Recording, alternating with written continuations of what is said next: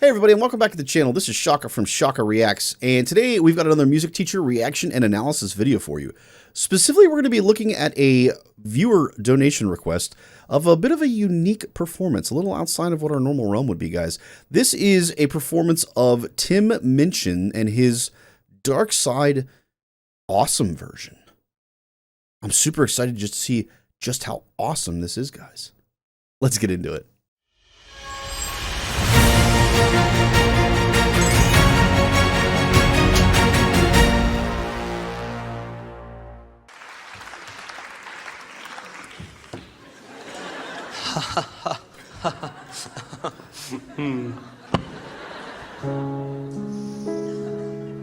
I worry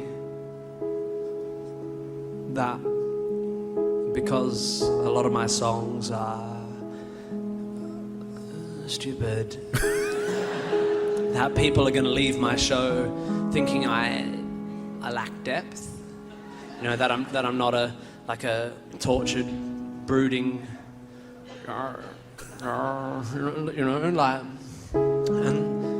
and so to allay that fear, I always try to finish on this song, which I've written in the key of C sharp minor. Oh God. Fun fact for those of you who don't know, that's like the worst key ever. All right, continuing on. Seems to help. And to add to the sense of profundity generated by this key center, I tend to change the lights a bit, just so that's it's mostly red. And I think it goes pretty well in general. I think people leave my show hopefully having had a good time and everything, but also saying things to one another like, yeah, that guy's really deep. Yeah, I noticed that. It's really deep, eh? Shit, yeah. It's deep as, bro.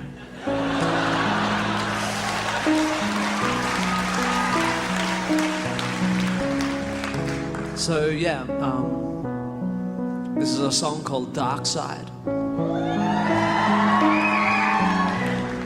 And I'll see you at the other end.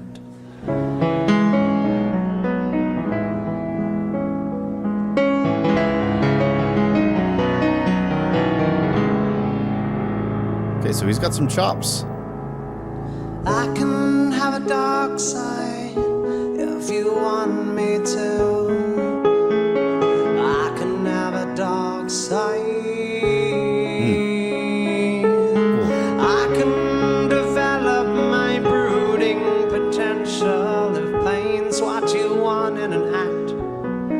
Pain I can do. I can have a dark side. Dark side too. Yippee! Okay, hold on, real quick. So one of the things we don't come across very often on this channel is being able to use a real solid use of rubato.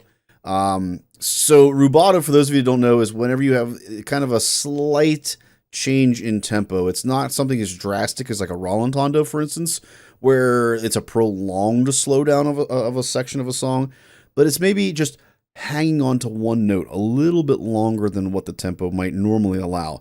That's kind of what rubato is. And so if you've ever heard something where you're like, oh man, he just kind of lingered on that note a little bit, that's what rubato is. And he did such a great job in this section of using that rubato to kind of just tug at our heartstrings a little bit there towards the end of what he was singing.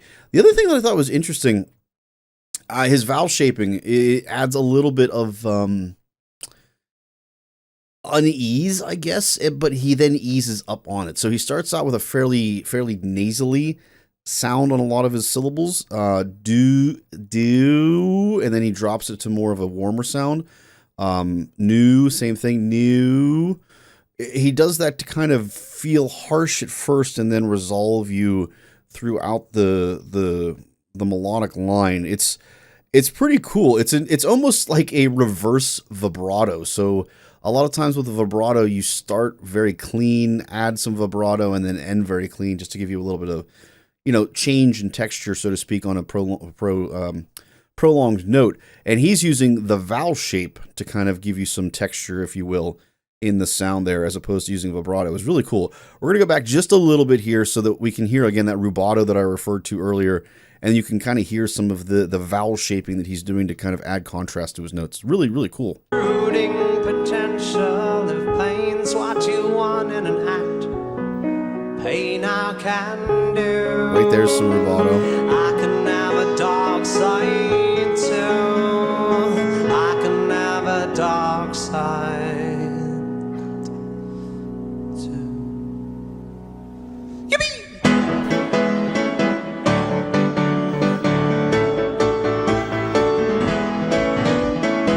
I called my girlfriend up on the phone. I said, hey, good girlfriend, what's going wrong? She said, I'm breaking it off with you. I feel as if the mama magic has gone.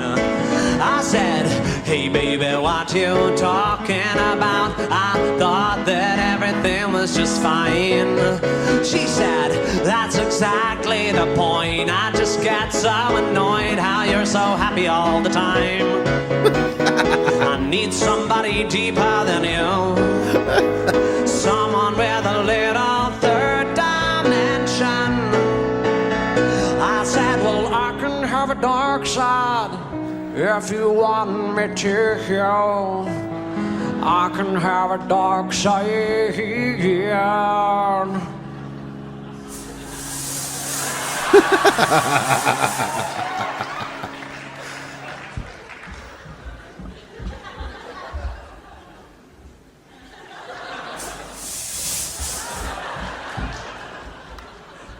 I can develop my brooding potential if pain's what you want in a man. Pain I can take you. I can have a dark side too. I can have a dark side. I can have a dark side. I can have a dark side. Ooh, yeah.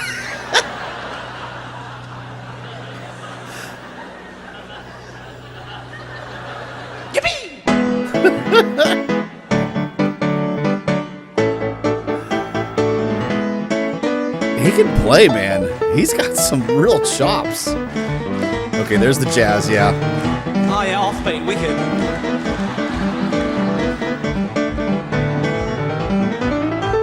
Yep.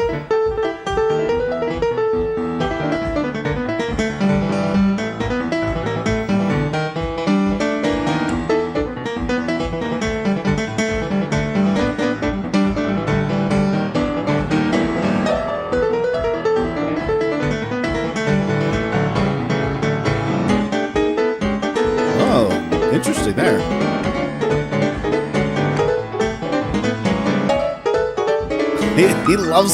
He loves those nights.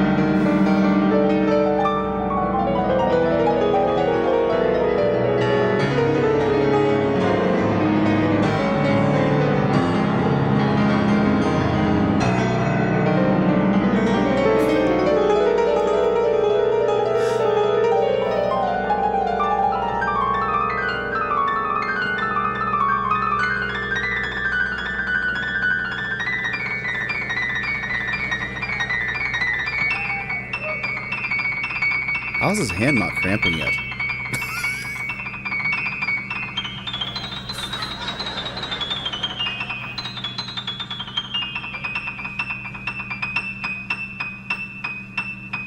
Don't you play for Elise. I knew it!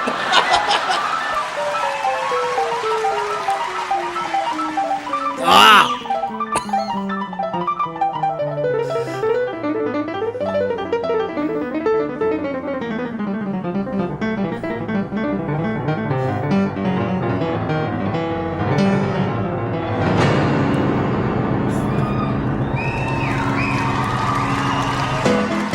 And then, yeah, man, he's got some serious chops, guys. It's funny, at the beginning of this, so before he really kind of opened up and started going loose and everything, I almost said, I kind of wish I had, it sounds like he's got some gospel and jazz roots in him in terms of his playing. Gospel in particular, it sounds like he kind of comes from like a church background, is probably where he first started playing at, and then transitioned over into jazz groups and things like that. I wouldn't be shocked at all. Just because of the sound that he has is very gospel. His approach to playing is very jazz driven. You can tell that he's done a ton of improv.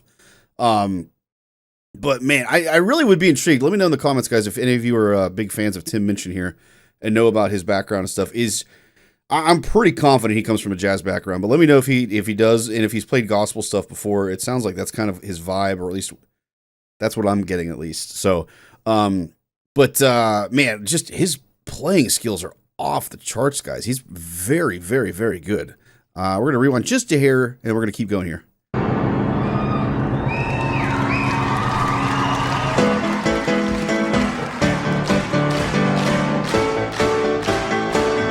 Like this in particular is very gospel. R&B, yeah.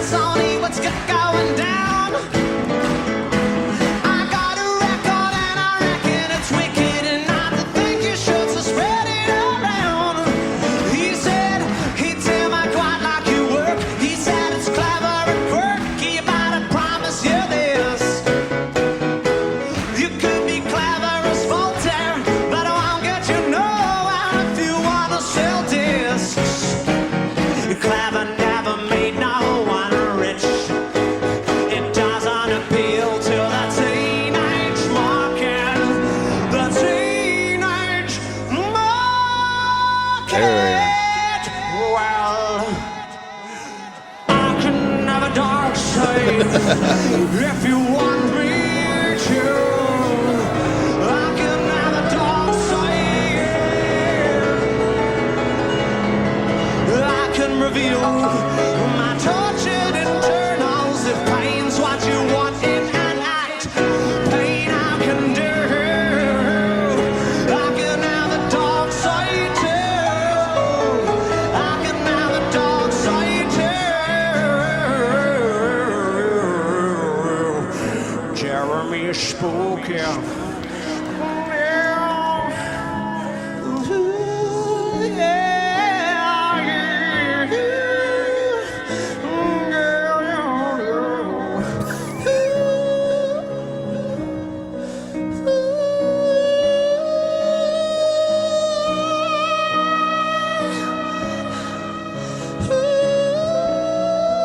It's a really nice falsetto. That's...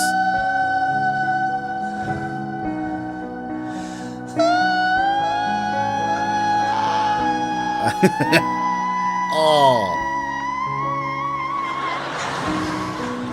You know, it's funny. It's funny because we've talked about a lot of times in our other videos, guys, about shaping, you know, your face, and a lot of times it's more a way to kind of help you get your soft palate and things like that in the right place. It's not so much that your eyebrows are actually doing anything for you, but we've talked before about how, like, when we teach kids to try to like focus and place sound and stuff, that we talk about like having this imaginary string connected between your eyebrows, and you're lifting your eyebrows, like almost. And I'll tell the kids a lot of times, like, it's almost like you want the sound coming out through your eyeballs. Like, it's funny because we use these little things, these little sayings, and these descriptors to get people to focus their sound and place their sound in the appropriate way. And he's kind of mocking it right now, but he's actually doing that. He's very pronounced. If you really have the technique down, you don't need to make those faces. But but he's doing it almost like in a way to mock kind of what we've taught him, essentially the classical method of it. But I mentioned earlier, his falsetto is really impressive. This note's bananas high. I can't sing this. I do not have the chops to be able to sing that high in falsetto.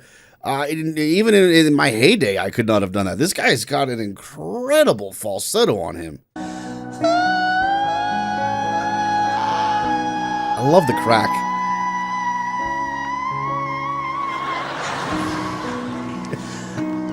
I can't hear that and not make the face either. I can't do it.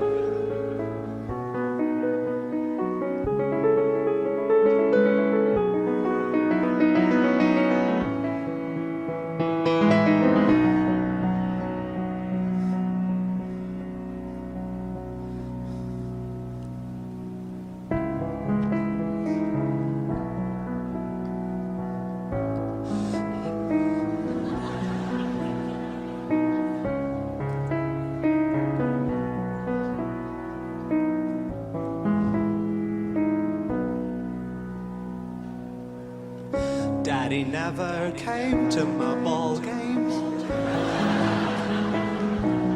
Where were you, Daddy? Daddy never came to my ball games.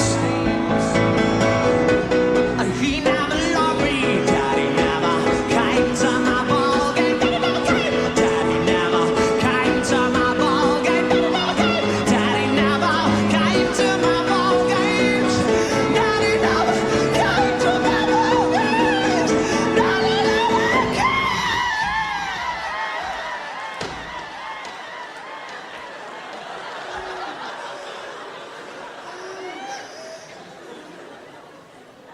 He's only sleeping. What?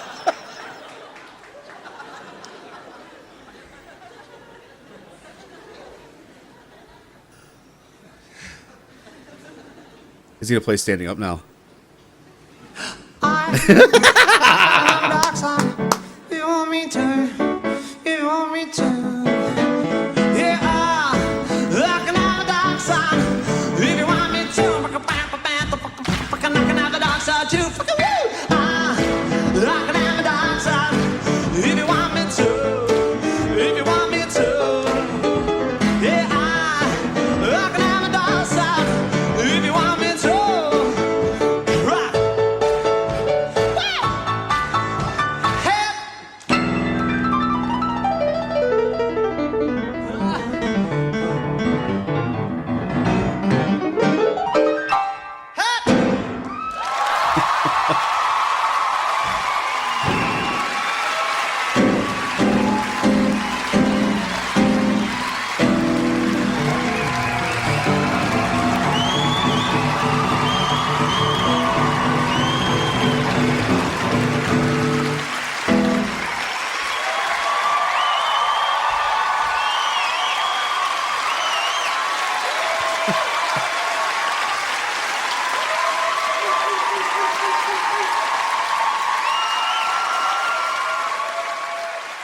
Man, what? That's incredible, guys. First of all, if you guys know anything about this guy in terms of details of who he is, where he came from, what his background is, please let me know in comments. He's very intriguing. His voice, I love what he did with his voice in terms of the change of character. We talked about how the vowel sounds and he'd add complexity to the sound. That was clearly all very, very much intentional to give contrast in characters as well as the melodic side of things in terms of, sustaining a tone. But man, it's just, yeah, like I said, I'd love to know his background, especially from a piano playing standpoint. His vocals are really impressive. He can do some amazing stuff, but I think where he really shines at is the piano playing. This dude can hammer it down on the keys, man. He's got some serious skills on the keys. Hopefully you guys like this video as much as I did. This was a riot. This was a ton of fun.